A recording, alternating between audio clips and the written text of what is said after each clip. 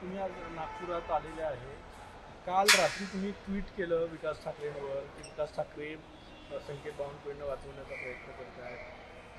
काय नेमकं ट्विट होतं तुमचं आणि काय मागणी केली त्याची? नाही, विकास ठाकरेंचं म्हणणं मला अनाकलनीय आहे, मी कालच म्हटलं.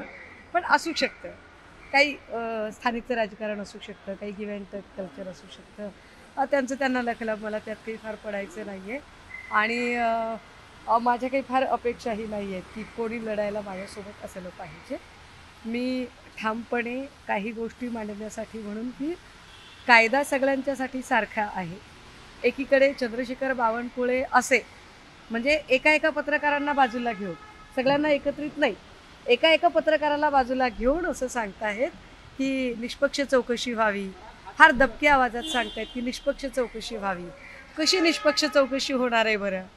अजूनही जर संकेत बावनकुळे यांचं नाव FIR मध्ये आलंच नाही तर निष्पक्ष चौकशी कशी होईल? त्यामुळे नेमकं आत्ता पोलिसांनी काय कार्यवाही केलेली आहे याच्यामध्ये ज्या सप्लिमेंटरी माहिती पुढे आलेल्या आहेत त्या सगळ्या पुरवणी स्टेटमेंट म्हणून FIR मध्ये येणार आहेत का? महत्त्वाचं, जे इंज्युअर्ड लोक आहेत त्यांची माहिती अजूनही पुढे आणली नाही, ती पोलिसांकडूनही आलेली नाही. काय इंज्युअर्ड लोकांवर दबाव आहे का? फिर्यादकर्ते जे जितेंद्र सोनकांबळे आहेत त्यांच्यावर कुठल्या प्रकारचा दबाव आहे का? आणि अजून बऱ्याच गोष्टी. मी स्वतः 11 वाजता सीताबर्डी पोलीस स्टेशनला जाणार आहे आणि पोलीस अधिकाऱ्यांना भेटून चर्चा करणार. या सगळ्या प्रकरणामध्ये 3 जण जखमी आहे, एकच तक्रार आहे आणि त्या सोनकांबळेने पण आपली तक्रार परत घेतल्याची माहिती जी आहे ती मिळते. त्यांनी स्वतः सांगितलं की माझी तक्रार परत घेतली. याचाच अर्थ या राज्यामध्ये किती दबाव असू शकतो की 12:30ची रात्रीची घटना, ती 4:30 वाजता त्याची FIR होते आणि FIR कर्त्यावर इतका दबाव आणला जातो की FIR कर्त्याने आपली FIR मागे घ्यावी. म्हणजे फिर्यादीचे नाव तर त्याच्यामध्ये पुन्हा सप्लिमेंटरीवरून पुन्हा येत नाही, पण फिर्यादीलाच तक्रार मागे घ्यायला लावली जाते आणि वरून चंद्रशेखर बावनकुळे निरपेक्षतेच्या आणि निष्पक्षतेच्या बाता मारतात. बावनकुळे साहेब, तुम्हाला असं वाटतं का की लोक इतके मूर्ख आहेत? बावनकुळे साहेब, आपल्याला असं वाटत नाही का की जेव्हा आपण असं म्हणता की संकेत पिलेला नव्हता, संकेतचा मित्र पिलेला होता, मग संकेत काय बारमध्ये दूध प्यायला वगैरे गेलेला होता का? काहीतरीच. बार आणि रेस्टॉरंट आहे ते, आणि ते म्हटले की जेवण करायला पण जाऊ शकतो, हा एक आहे. दुसरं, विकास ठाकरे म्हटले की माझ्याकडे पुरावे आहे, तुमच्या महाविकास आघाडीचे शहराध्यक्ष त्यांच्याच मतदारसंघात तो बारही आहे आणि घटना विकास ठाकरे हे संध्याकाळी व्यक्त झाले. जे विकास ठाकरे म्हणतायत की माझ्या मतदारसंघातली घटना आहे, जर तुमच्या मतदारसंघातली घटना होती तर तुम्हाला सकाळीच व्यक्त व्हायला काय झालं होतं? त्याच्यासाठी तुम्हाला तब्बल 24 तास उलटून गेल्यानंतर, 36 तास उलटल्यानंतर तुम्हाला का व्यक्त व्हावं असं वाटलं? त्याच्यापैकी जो एक आहे, मला वाटते अर्जुन हावरे या नावाची जी व्यक्ती आहे, या व्यक्तीच्या वडिलांचा आणि एकूण ठाकरे बोलतायत त्या स्टेटमेंटमध्ये काय नेमका अर्थार्थी संबंध आहे, अशा अनेक गोष्टी आहेत. ती तथ्य अजून समजून घ्यायचा प्रयत्न करेल. तुम्ही गिव्ह अँड टेक म्हटलं, थेट विकास ठाकरेंवर आरोप आहे हा. नाही, गिव्ह अँड टेक याचा अर्थ लगेचच तुम्ही आर्थिक देण्याघेण्याकडे नेऊ नका. गिव्ह अँड टेक कल्चर याचा अर्थ शेजार धर्म असाही असू शकतो की इथे स्थानिकच्या राजकारणात बऱ्याचदा जुळवून घ्यायचं असतं, जुळवून घेतलं जातं. त्यामुळे एक म्युच्युअल अंडरस्टँडिंग म्हणून जर त्यांना हे सुचत असेल, एकीकडे म्हणतायत की माझा मतदारसंघ आहे आणि मला सगळी माहिती आहे, तर मग तुम्हाला आधी माहिती का नव्हती? म्हणजे तुम्हाला असं म्हणायचं आहे की विकास ठाकरे जुळून घेण्यासाठी हे सगळे स्टेटमेंट करतो असं म्हणायचं आहे तुम्हाला? त्याच्यापेक्षा अजून काही वेगळं असू शकतं का? ज्या पक्षाचे प्रदेशाध्यक्ष नाना पटोलेंचं एक स्टेटमेंट येतं, विजय वडेट्टीवारांचं एक स्टेटमेंट येतं, अर्थात हे सगळं स्टेटमेंट आल्यानंतरही विकास ठाकरेंना हे स्टेटमेंट करावं वाटतं. याचाच अर्थ कुठेतरी भाजपच्या लोकांना मदत करण्यासाठी काही स्थानिकचे, मी काँग्रेसचे नेते असं म्हणणार नाही, नागपूरचे काही स्थानिकचे लोक थोडे अग्रेसर आहेत का? असाही अर्थ निघू पण शकतो. विकास ठाकरे असेही म्हटले की जर संकेत बावनकुळे गाडी चालवत असता तर आम्ही त्याला सोडलं नसतं, माझ्याकडे त्याचे पुरावे आहे असंही ते म्हटले. आणि एवढे जर भाजपच्या पुरावे- एवढे वर्ष एवढे लढत जर- आलोय असे संकेत एवढे जर पुरावे त्यांच्याकडे होते तर माझा साधा प्रश्न आहे.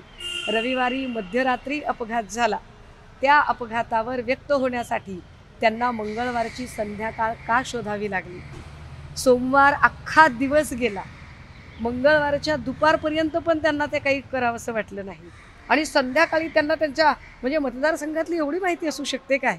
असं विकास ठाकरे काही माझ्या चर्चेचा विषय नाही आहे, त्यामुळे मला त्याच्यावर काही फार बोलायचं नाही. मैम हिंदी में बताइए, एफआईआर जिसने किया था उन लोग के नाम उनने वापस लिया गया, और जिसके नाम पे कंप्लेंट होना था वो कंप्लेंट भी नहीं हुई. क्या लगता है कि दबाव के कारण ये सब देखिए, ये हो जितना मैं कानून को जानती हूँ, जितना मुझे लीगल प्रोसेस पता है, जब एफआईआर फटता है तो वो ऐसे वापस नहीं लिया जा सकता, उसको आपको कोर्ट में प्रोसीड करना ही पड़ता है.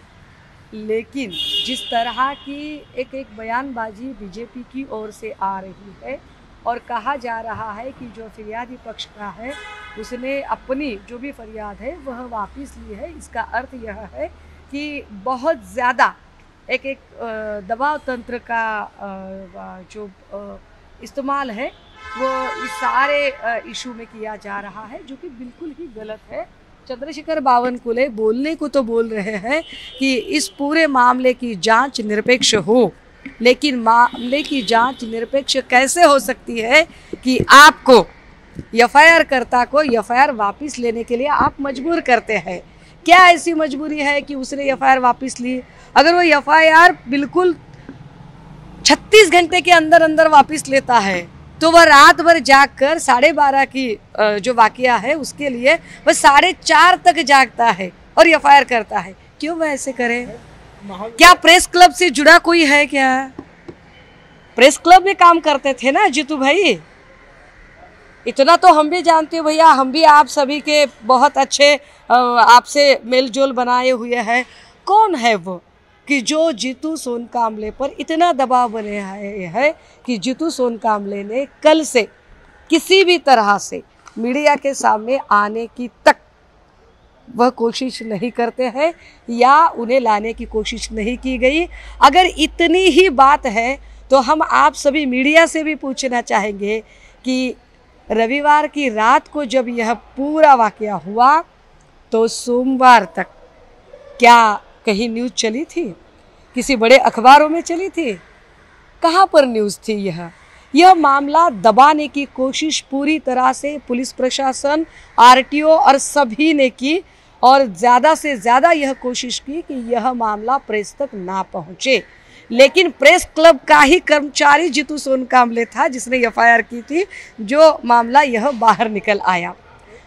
बोलिए. विकास ठाकरे ये इस मामले को दबाने की कोशिश कर रहे हैं, ऐसा लग रहा है? नहीं, मुझे नहीं लगता. और देखिए, किसी के दबाने से मामला दबता नहीं है. और मुझे यह भी पता है, इतना तो मैं भी अभी जानती हूँ कि रैश ड्राइविंग एंड नेग्लिजेंस का, हिट एंड रन का जो भी मामला है, संकेत बावनकुळे इतने बड़े पिता की संतान है कि वह मामला रफा दफा 2 दिन में कर देंगे. कुछ लोगों की तो जमानत भी हो गई. लेकिन बात यह है कि क्या कानून नाम की और कानून चलाने वाले लोगों में गैरत नाम की कोई चीज़ है कि नहीं? और उन्होंने एफआईआर में कार के डिटेल्स क्यों नहीं लिए? वह कार के डिटेल्स बाद में भी ले सकते थे. जिस मामले की चार्जशीट अभी तक कोर्ट में नहीं चली गई है, उसकी एफआईआर वापस कैसे ली जा सकती है? तो यह सारा जो माहौल बनाने की कोशिश है, और ऊपर से होम मिनिस्टर साहब फडणवीस साहब कह रहे हैं कि अरे इस मामले में आप राजनीति मत कीजिए. आप हमें सिखाएंगे राजनीति की बातें? फडणवीस साहब, आए दिन छोटी छोटी बातों पर राजनीति करने वाले आप, पूजा चौहान जैसी एक मासूम बच्ची का राजनीति के लिए इस्तेमाल करने वाले आप लोग, आपने जिंदा लोग तो जिंदा लोग, आपने हम में से गए हुए महापुरुषों तक नहीं छोड़ा है. कल ही की बात है कि आप तिलक और फुले किन्होंने शिव स्मारक ढूंढ कर निकाला, इस पर राजनीति कर रहे हो और आप हमें राजनीति की बातें सुनाते हो. असल बात यह है फडणवीस साहब कि बतौर होम मिनिस्टर आप पूरी तरह से नाकामयाब है. 10 सालों में से पिछले 7.5 साल का टेन्योर आप एज अ होम मिनिस्टर थे, लेकिन आप ही के कार्यकाल में यहाँ पर लॉ एंड ऑर्डर की पूरी धज्जियां उड़ी हुई है। मॅडम, नागपुरामध्ये एका 24 वर्षीय मुलीचा खून करून तिला पुरवण्यात आलेला आहे जंगलामध्ये. तिचा मृतदेह आज पोलीस काढणार आहे. तिथे पण तुम्ही भेट देणार आहे का? तो पण मुद्दा उचलून धरणार आहे का? तुम्ही नागपुरात आल्यास महिलांच्या प्रश्नावर नेहमी आवाज उचलत असता, तुम्ही तो मुद्दा उचलणार आहे का? तिथे जाणार आहात? मला आत्ता आपल्याकडनं माहिती मिळते, मी निश्चितपणे ही सगळी माहिती घेईन आणि मी त्याही ठिकाणी भेट देण्याचा आणि समजून घेण्याचा प्रयत्न करेन. राजकीय प्रश्न आहे. 20 जागांवर जी आहे ती राष्ट्रवादी अजितदादा पवारांची अडचण होताना दिसते. भाजपची अडचण आहे, कारण दुसऱ्या क्रमांकावर जिथे भाजपची होती किंवा राष्ट्रवादीची होते त्या जागांवर अजून पुढे एकमत होताना दिसत नाही. सध्या भाजपने कुठली तरी ग्रहशांतीची पूजा करण्याची गरज आहे. ते जे काही करतायत त्याच्या विपरीत सगळ्या गोष्टी होत आहेत. काल किरीट सोमय्या यांनी त्यांना घरचा आहेर दिलेला आहे. त्यांच्यासाठी जी शाउटिंग ब्रिगेड म्हणून काम करणारे राणा वाघ यांना कुठेही त्या निवडणूक प्रक्रियेच्या त्या पत्रामध्ये स्थान नाही आहे आणि ते जे काही करतात त्याच्या उलट होत आहे. पण असो, त्यांनी कोणी किती जागा मागाव्या हा त्यांच्या महायुतीचा आतला प्रश्न आहे. त्यावर त्या पक्षाचे प्रवक्ते फार यथोचित प्रतिक्रिया देऊ शकतील. त्यावर मी बोलणं फारसं योग्य अमित ठरेल. शहा नुकतेच आलेले होते. 64 जागांचा प्रस्ताव शिंदे आणि अजितदादांना दिला, मात्र 80 जागांची मागणी आहे. भाजपा या सगळ्यांना वापरून घेऊन संपवत आहे, यावर सन्माननीय अजितदादांचे प्रवक्ते वारंवार बोलत आहेत. यावर शिंदे गटाचे रामदास कदम आणि इतरही नेते वारंवार बोलत आहेत. पण असो, ज्याला ठेच लागेल तो शहाणा होईल. मला वाटतं हळूहळू भाजपा काय चीज आहे ते महायुतीतल्या या दोनही लोकांना फार चांगलं कळलं. काल यादी जाहीर करण्यात आली, निवडणुकीची यादी आहे, समित्या जाहीर करण्यात आल्या भाजपच्या, मात्र ते किरीट सोमय्या नाराज आहेत आणि मी काम करणार नाही असं सांगितलं. नाही, मला तर हे सकाळी मी बघितलं की कोणीतरी पाठवलेलं होतं आणि त्याच्यामध्ये मुलुंडच्या HD व्हिडिओ स्पेशालिस्टजींचं नावच नव्हतं.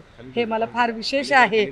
खरं तर एवढा म्हणजे त्यांच्या व्हिडिओ स्पेशालिस्ट म्हणून ते इतके महत्त्वाचे आहेत आणि त्यांचं नाव कसं काय आलेलं नाही. पण यावर मीला एवढंच बोलता येईल, जैसे ज्याचे कर्म तैसे फळ देतो रे ईश्वर. काही शेवटला प्रश्न, तुम्ही म्हणाले की गावकरी मुलांच्या अपघात प्रकरणामध्ये नंबर प्लेट बदलवली गेली. काल मुंबईमध्ये देखील तुम्ही जो नंबर प्लेटचा नंबर दिला होता तो खरं तर पीडितच्या गाडीचा नंबर. एक्झॅक्टली हा नंबर पीडितच्या गाडीचा आहे. ABP माझा, उघडा डोळे बघा नीट.